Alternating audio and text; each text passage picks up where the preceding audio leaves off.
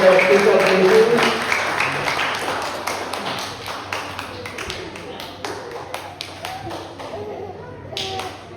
Almighty Everlasting Father, we ask you to pour out your special blessings upon these, your daughters, our beloved mothers, who have brought us to this world, and who were the first person who had shown us love.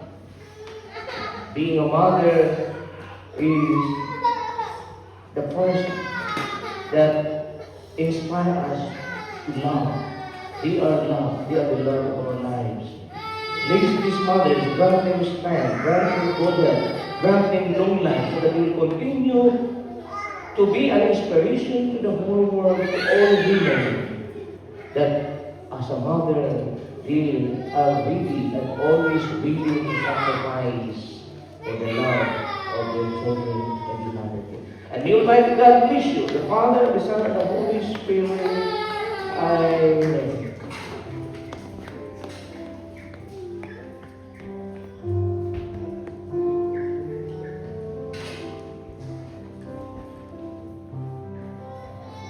Okay, once again, let's give them mother's applause. Okay.